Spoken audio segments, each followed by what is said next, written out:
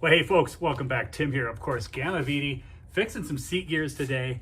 I've got these 3 tips that I think are dynamite. It's in addition to all the other things you see on the videos, as well as the tips on the site. But what I have really been paying attention to the last few of these that I have done, and I've had some great results, so I want to share them with you right now.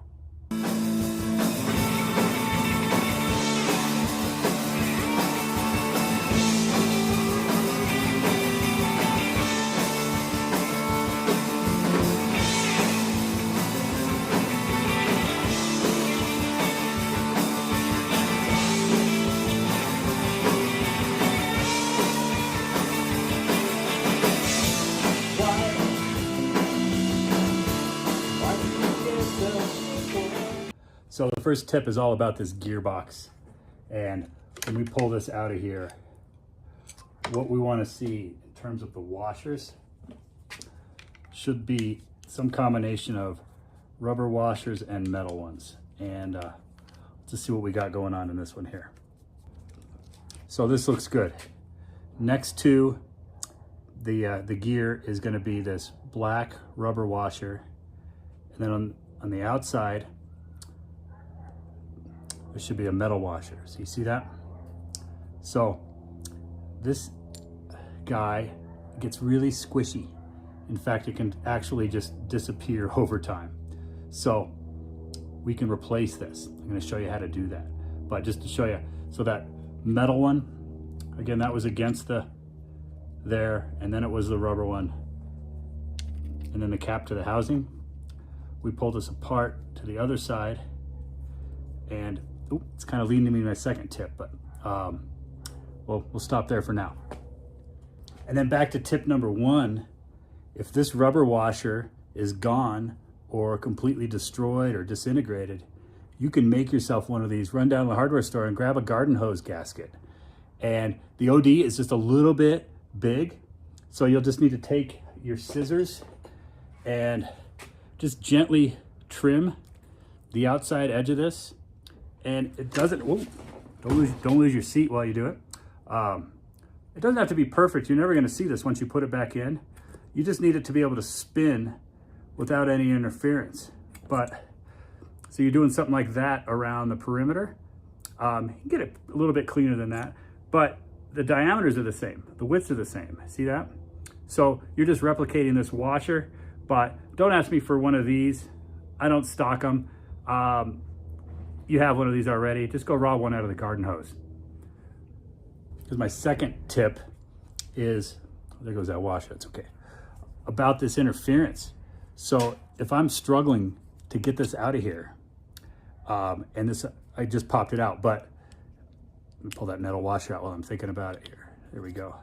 So there's my plastic and metal. So again, the plastic was against the outside of the housing there, just like that. And then I have a metal one that was against the plastic gear on the shaft. So that's how they're all gonna go back in there. But my point is, if it was a struggle to get this out of here, this needs to be able to spin really, really, really easily. And I've seen a lot of these where this interference fit is super, super tight. Now you can see there's a bushing in this one. They don't always have a bushing, sometimes it's just plastic, but I've had to take a drill bit or some Scotch-Brite and open this ID up a little bit, and also on the shaft, clean that up. You really need this thing to spin very, very, very easily. If you're having to shove this back in there, you're just gonna have a problem when you go to put it back in the truck. So check that interference. That's tip number 2. That's tip 2.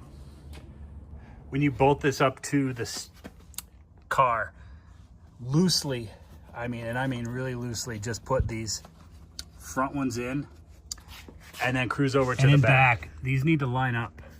So if it's not directly over the hole, hopefully you can move the whole seat to get it, but your standard is you need to be able to twist that down there with just your fingers, okay? If you need a wrench to do that, you need to stop. You need to reposition that seat. So again, you want to only use your fingers to get those bolts tight. Let me show you what's going on. Here's the other seat, and here's the back. Now, 2 things happen to make these things not line up with the holes in the floor of your truck, in my opinion, of course. Number one is you put this on the ground and some kid came and sat on it, or somebody sat on it, and this became a little play thing for a little bit. And this could bend a little bit, and I think that that's tweaking it just enough to make that bolt not line up. But number two, and probably more practical, especially on the passenger side, is I think the person sitting in this seat, when the seat wasn't sliding anymore, just put their feet against the floor and said, oh, we're gonna slide you back, buddy, and just all they had. And it's putting these a little bit out of position of where they were 30 years ago. And so when you go to put this in again, this all becomes relaxed and these no longer line up. So what you can do to fix that is you just take your step drill and just waller that hole out a little bit. Just go to there's one side that has a reinforcement washer that's gonna be tougher to drill through. One side that's just kind of one layer thick. Go right there and just the next level up. Right there, done. And we're just opening that thing up, 20, 30 thousandths, but it's enough to where you can then get that bolt to finger install, finger tight, no wrenches at all until you get it to where that bolt is flush. You do that, you're not introducing any more load on that poor little plastic gear, right? So it's helping this whole thing out. It's all about mechanical sympathy, right? So that's the big tip here. And those are your tricks for today. So again, make sure this can spin really easy. Spend a little time to clean things up. If not, you want this to spin very freely. Second thing is if you have to make a gasket, you can make one out of a little garden hose gasket.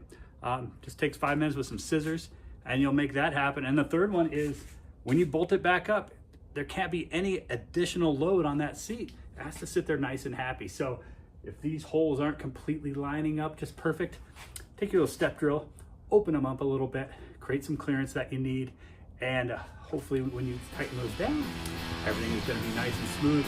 Keep your 80s nice and happy. Let me know your questions as always. What else do you want to see on videos? And I will see you on the next one.